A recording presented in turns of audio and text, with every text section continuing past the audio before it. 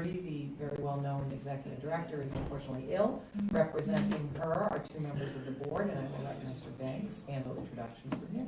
Right, thanks for having us, and I just, before we get started, want to give a shout out to Council on Aging. The presentation was great. Appreciate you guys supporting that. My name is Mike Banks. I am the chair of the Recreation Committee. To my right is Tim Davis. He is the vice chair of the Recreation Committee. And we did find out this morning that Chris was not feeling well at all.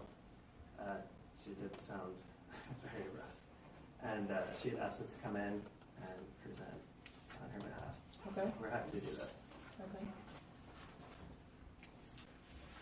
So just to get started with the budget request, just get right down to it. We have requested $10,000 towards operation for salaries, and we've also, I think Chris is requesting another $4,000 towards director salaries. If I can give you just a brief background, you probably recall a few years ago we had to change the type of revolving fund that we use for the recreation department. We had a fund that did not allow for the paying of salaries out of it, and we've been incorrectly doing that for a number of years. We moved to a different type of fund that does allow that, but the salaries, the percentage of salaries has to align with the percentage of benefits that you also pay. So the understanding that we had going into it, that Recreation had, was that making this change wouldn't have, it would be a net neutral impact to the recreation budget.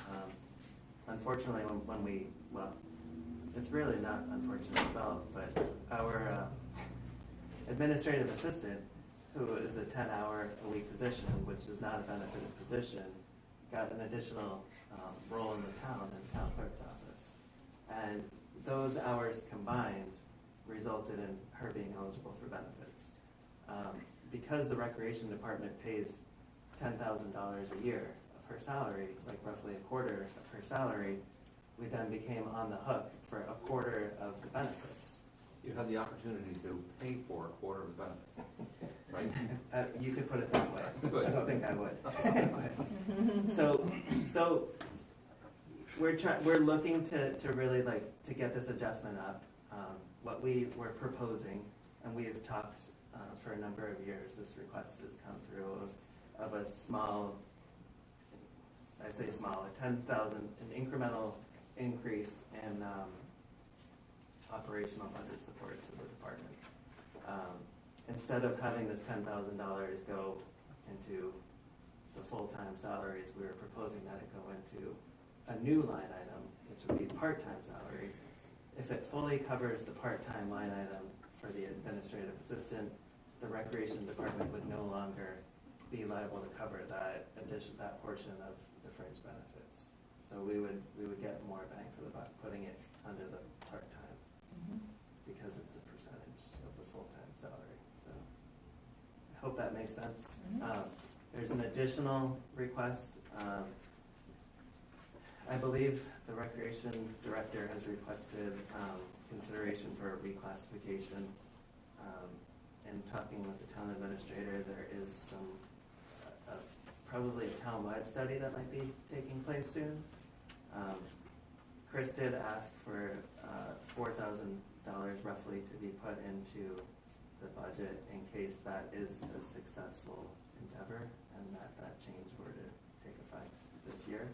If I may, Madam Chair. Yes. Just briefly, just to touch upon that, because this position is a union position, there's a lot involved in this beyond just a budgetary discussion. So I appreciate that it's in here, but it's probably not something that I would say would require any real discussion at this point. I think it's something just for, take under advisement as we look forward to working with the union and looking at next steps moving forward, and whether or not, the board would consider a wage study moving forward. But at this point, in the process, that's probably as far as I'd recommend taking that discussion. May I ask a question, Madam Chair? Yes, sir.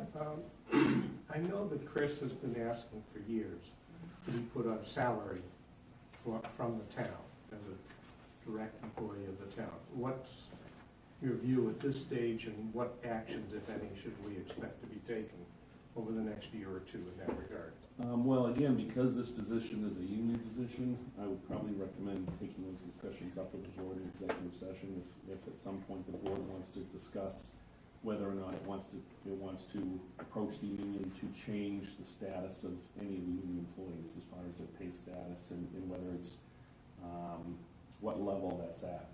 I guess I wasn't so much asking that, as I know Chris has been asking FinCom, the board, and others each year for that.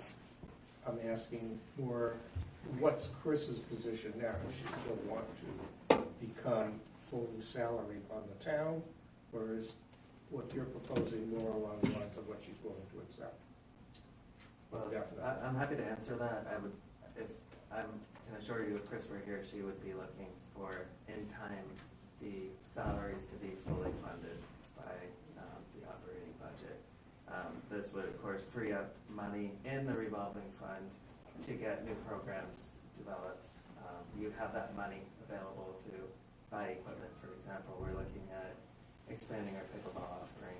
We want to provide rackets. We want to provide the balls. We get additional nets. Those things cost money, and if we have more flexibility in the operation in the revolving fund account, we should be able to cover those costs. Now, I know that because the department has been able to stay afloat as it is, although we have had some money transfers in the past, like there could be a question of like, why is that necessary? And I hope that answers your question about having a little bit more flexibility in that revolving fund. If the revolving fund, if we're fortunate to have it grow to high proportions, that the money over a certain amount can be returned back to the town, or it can be used towards capital projects in the parks. So there are other options. There's no danger of a runaway revolving fund that's going to be like super, prosperous, and the money won't come back and be reinvested into the town. Madam Chair, I think this is something I know has been going on for a number of years. Yeah. And it's probably something we ought to discuss in executive session fairly soon in terms of what are the implications financially to the town, implications to the rec department, and so on, if we were to move in that direction. I only bring it up because, in due deference to Chris, who is not here, I'm sure it's something that she would still be advocating for. I don't think I'm remiss in suggesting that, but I think it's something we at least ought to be considering. That's all I'm asking. And if I just may add on Yeah. that, just as far as as I mentioned in executive session, that had more to do with the upgrade of the director position that is in the budget request. But as far as the funding source for the rec budget, to maybe have a stepped approach to shifting some of that burden away from the revolving fund and onto the general fund, that is simply a budgetary discussion. Obviously, every time we do that, there's less funds available for other proposals. So that's just part of the broader discussion, weighing the different pros and cons of where to put the scarce available new revenues. So certainly I do agree that that needs to be part of that broader discussion. And, I have had discussions with the chair as well as the director about that, and I'm certainly not opposed to that approach. It just has to be done in the context of revenue availability and the stresses upon the town on an annual basis.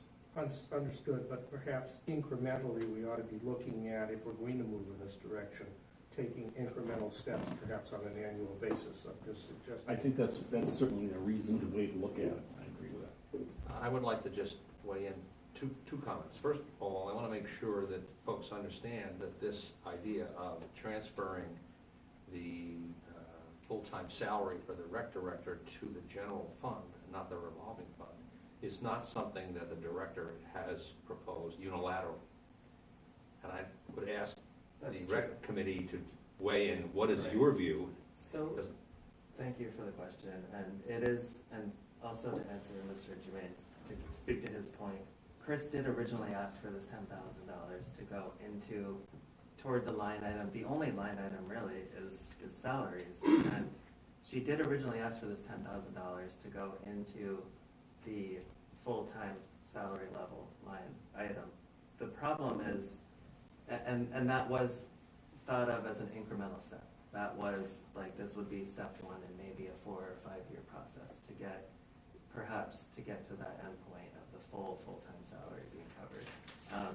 Because we have such a burden, the $10,000 that we're paying to the administrative assistant, because that comes with an additional like $4,000 or $5,000 in fringe benefits, putting that money there first.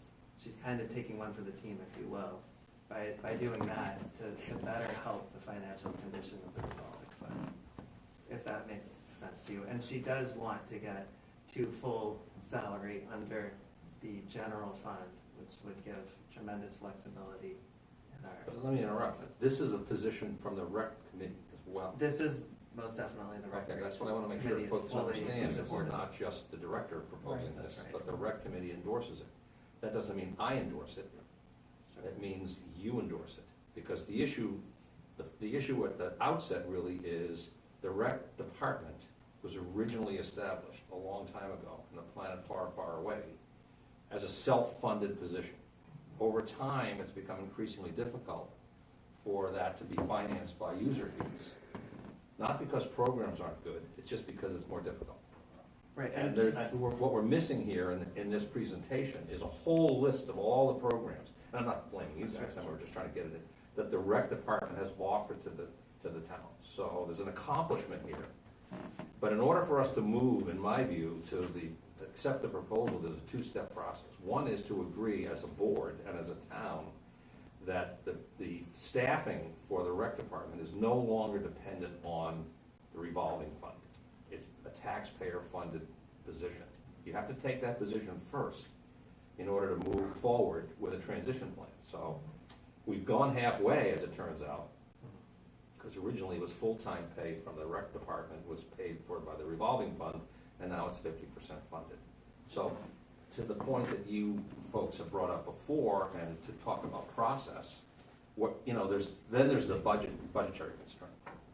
But I think it's important for us over the next period of months or whatever we decide to take, for the board to resolve its position on what we think should happen ultimately with the staff for the rec department. I think that's an important component that, again, is not something that we put into an executive session, but something we debate and come out with our position.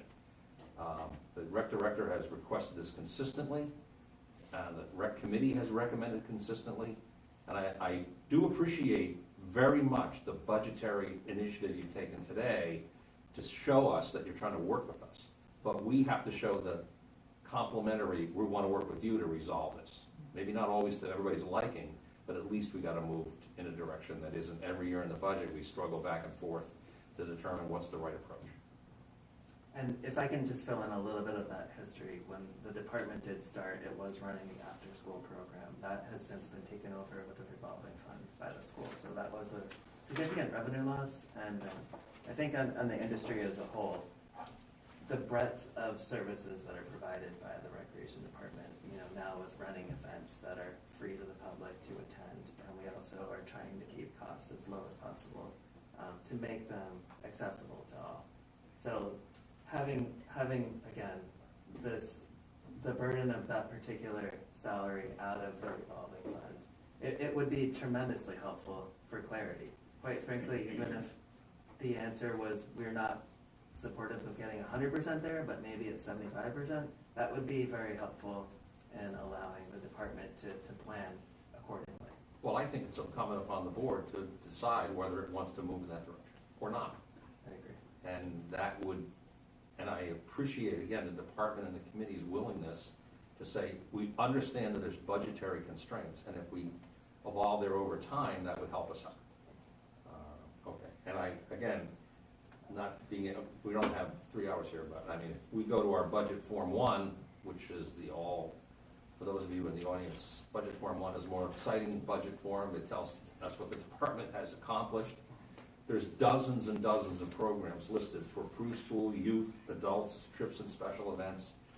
And I'm sure that Chris would be happy to share with us some of them. Maybe you can just, I don't want to take tons of time, but Sure. there's a context here. Oh, yes, for brevity, I'll be concise. The number of programs, just to, if I can, thank you, Tim.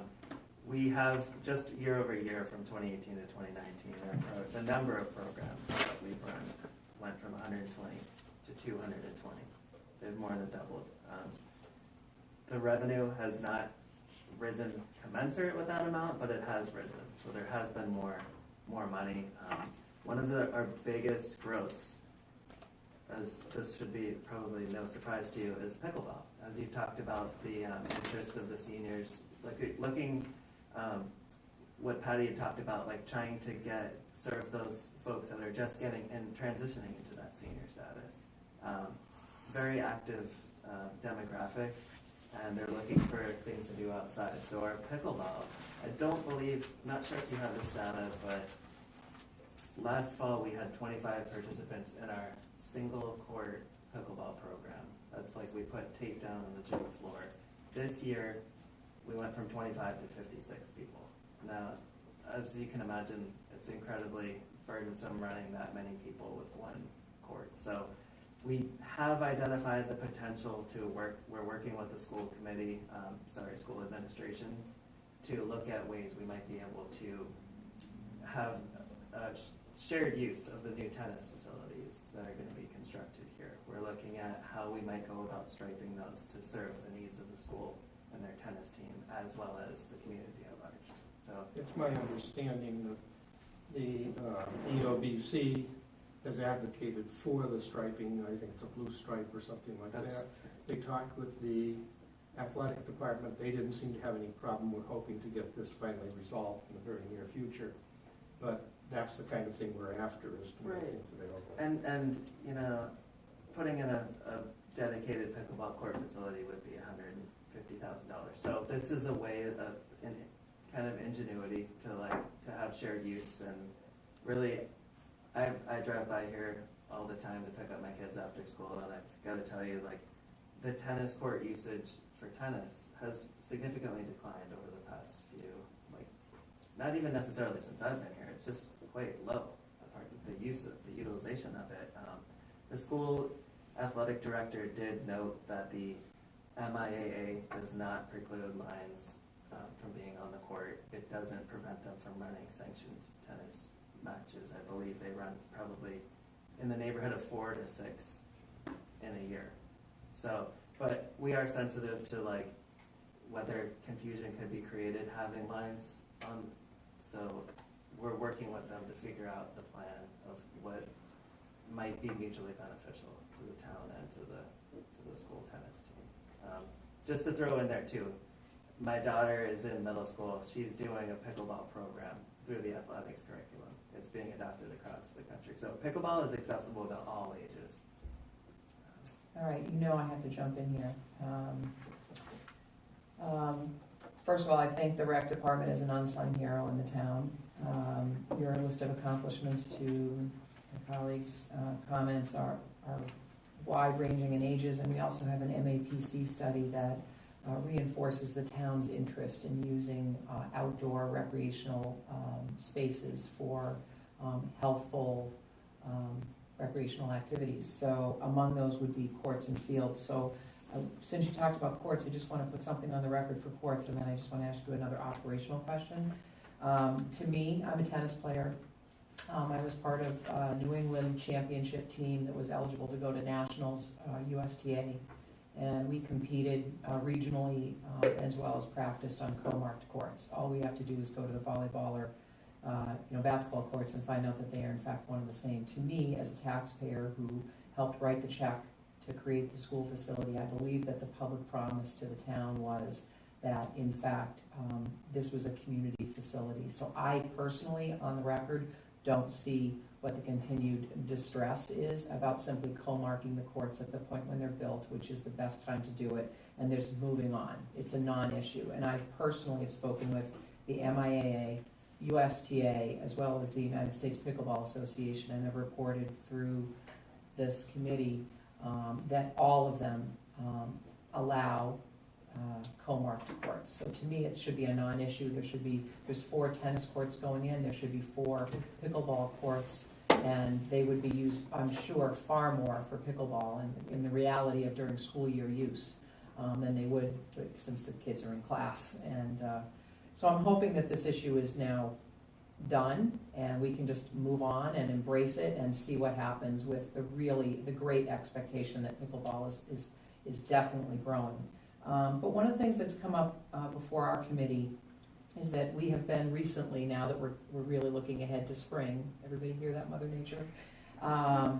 Is that operationally, as the school project construction now turns toward the outside facilities that were moved and temporarily lost and are now being rebuilt, we have a senior project for a proposal for an electronic softball field sign.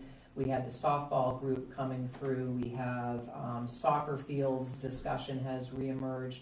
And I said at the time, and I just think it's important to say outwardly to you as the rec department, to the schools, maybe in fact be tuned in, to Oak Grove Farm. It seems to me that before proposals come before our board, that some unity and summit has to happen so that you don't need a secret decoder ring to figure out who's on first and who you have to call as a member of our community to access and use these facilities. So I just want to appeal to this committee to perhaps provide some leadership in connecting with all these different groups. There's the softball group, there's a soccer group, there's the school athletics group, there's Oak Grove Farm. We should be able to see kind of the big picture with respect to fields, and certainly this would also extend to the DPW. Everything I'm saying not only has communications coordination issues attached, but to some degree there's also going to be operational cost and maintenance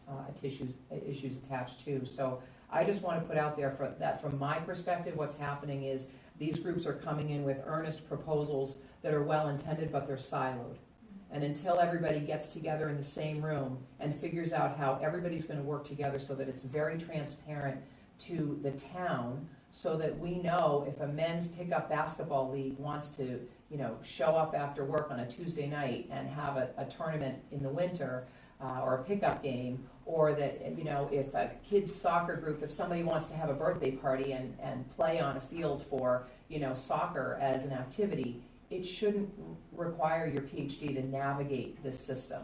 We're going to have, at the end of the day, we're going to have beautiful, largely revitalized field opportunities. So I just want to ask you, as one of the major stakeholders in that group, to initiate some of those conversations, because I don't think it's fair to come to us and have us referee it. I think everybody should be coming forward with, this is how we're all going to work together, and this is how we're going to make it really simple for the town. Okay, I think you're throwing me a softball here, because we just had that meeting this year. We did have it, and just to speak to it briefly, we had all of the groups come in. We made this exact point that everybody's needs are important. We believe that they're real needs, but it's important that we look at the big picture and that we do what's most beneficial for the most people first. And we look at what the budgetary reality is, what kind of money is available from what funding sources. And we have kept Jim McKay, DPW, apprised of what we're talking about. One of the big initiatives we were looking at was the field behind me. And softball and baseball are working collaboratively to revitalize all of those diamonds. In addition to that, where the irrigation should be turned on this spring, which will be much needed. Jim McKay is also looking at making sure all of the fencing is completed around the perimeter, keep everybody safe from wandering into parking lots and streets. I think ultimately we just have a field shortage. The amount of use, in particular in the fall, I'm not blaming any particular group. Everybody needs to use fields, and I think the answer really is looking at expanding a field over at Oak Grove. I've been to the Oak Grove Farm Commission meeting last year and talked to them. I was getting the sense that they would be interested over time and transitioning the scheduling of their fields to the town, having the town take that on, having a centralized booking process, fees come in, they can be returned back to the benefit of the fields. So we are working on that, and I appreciate your guidance on that. It is important that all the groups be talking together and not be fighting over the same dollars necessarily for your own special interests. I think it's confusing for us on the receiving end. We're being asked to make some policy decisions, some land allocation decisions, and I think until I personally hear that everybody has a plan for how, at the end of the day, it's who's going to use them and how do they access them. And so it seems to me maybe we should look to you, the town administrator, to kind of, I'll use the term referee, but perhaps bring the groups together and see what's reasonable. I mean, the Oak Grove Farm Commission has specific, land covenant, uses that they are obliged to protect. At the same time, the commission, I think, is largely volunteer, and I don't know the degree to which they've looked ahead to 5 years to figure out, what do they have in terms of volunteer resources and how sustainable is the plan that brought them to this here. I mean, I personally helped to build the predecessor playground that's there, so maybe if we could have a better understanding of the big picture, I think this board would be much more confident in knowing that if we don't want to be making decisions for the first one to the table, we want to make decisions holistically, I think, for the benefit of the town. Madam Chair, if I may, just update the board, I do have a meeting scheduled with a representative of the Oak Grove Commission next week. So I'm sure this will be on the docket for my discussion with him, and, as well as following up on the softball proposal and those grant funds. The issue of scheduling and working collaboratively with the other groups is definitely on the table for that discussion. Great. I know we don't have probably too much time. In fact, we might do very little time remaining. So I just wanted to pitch a couple more things that Recreation is looking to do. Chris had also submitted some money for the community host agreement, Yeah. I believe. I just wanted to give you guys a little detail about what she's looking to do. The initial application was that we provide free to the kids opportunities for fun recreational activities. I would say this is broken into two different parts. I'm not sure if you have this in your packet. Yeah. We do. So Yeah. with this particular, I can pass this around after. Chris we don't put have together that. a calendar of kind of some field trips and opportunities for recreation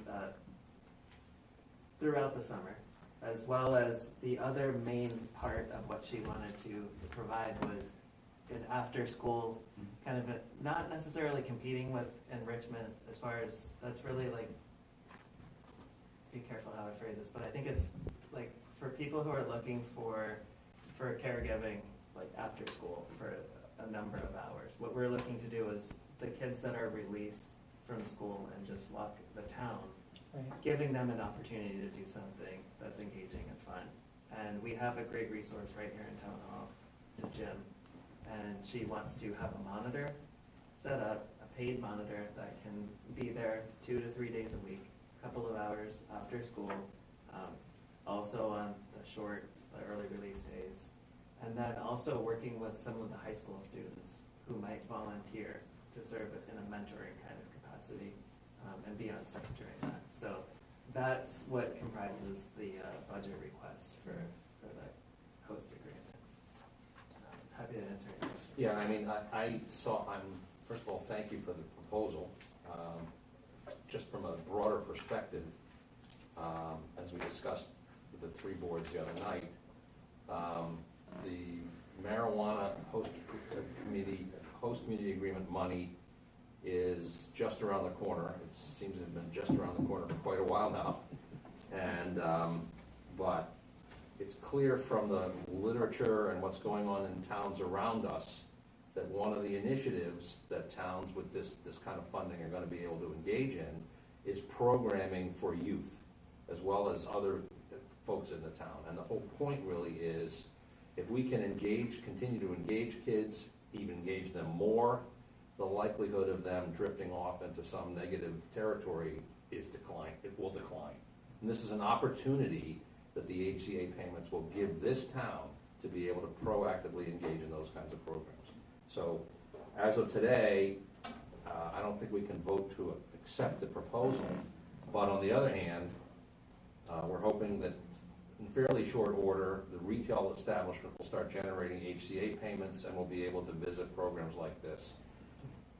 Personally, I'm not quite sure the mechanics at this point, but I would certainly, speaking for me, as the other members of the board have. Well, I'll endorse what you're saying. I think it makes a lot of sense. It's something that benefits the entire community. And from my perspective, and again, this is speaking for me, when we can do something with the youth that benefits the community as a whole, I think it's something that has to be taken into serious consideration. So. How many members are on your committee? I want to say 7, actually, yeah. And Melissa, what do you do when you're not on the committee? I'm a recreation director. Oh, So, you Yeah, I'm a are. recreation director for the town of Southborough. Oh, that's great. So, So any comments on Millis? no, I think I've known Chris for a while just from being in previous towns and being in other meetings with her. So I've seen the work that she does, and I see the work that a small town like this, the output of program that Chris is capable of doing. And it's impressive. There's many towns much larger than Millis that do much less than what Millis does. So, Chris continues to do a great job, and we just continue to look for support. And I think, like you said, the community supports it generously. I think our program numbers show it, both with participation and with overall numbers in general, if anything we do. And we're just hopeful to keep growing and growing and growing. And Mr. Banks, what do you do when you're not doing this? I'm currently a stay-at-home dad at the moment. I'm not working at the moment, but I do some consulting work and some data analysis on the side. But just to speak to All the stay-at-home parents Yeah. will be delighted to hear they're not working. Yeah. Hardest job at all. So- Wouldn't Set let that up. one go by. Yeah. That was a setup. Right. Come on. So I just want to, in addition to having Tim on the committee, we also have Sharon Locke, who is an assistant director in the town of Weston. We're really fortunate to have, and we have Erin, who works with the CYO to run Yeah. Erin programs Locke. for kids. It's just wonderful. We have such a great group of dedicated people on the committee. And Steve Cassidy is down playing, coaching basketball right now. He's on our committee, serving member of the committee. We appreciate all the support that the town's given us. We have gone to this incremental approach in funding requests increases, and we also have heard, as I'm sure everyone else has, and they're all looking for that same bite of the apple, but that there is additional revenue coming into the town these next few years. So we're waiting with bated breath to see a little movement. We're hopeful, we're optimistic, but Chris is going to plug away regardless. Well, I think the whole message to taxpayers is return on investment. So I just want to acknowledge the whole committee, represented by you two experts. You've been tireless advocates for a really important resource. The town has a broader town study that says this is a really important resource. This is a pivotal moment, as I mentioned, because of the onboarding of a variety of fields, to include potentially one being provided by a developer in the context of a subdivision as a gifted resource to the town. So it's just really important to have it all cohesively put together, from not only the construction plan, but also most importantly from the utility plan. So we need to figure out and then be really clear about communicating it. And I just want to remind you that we do have a new town website.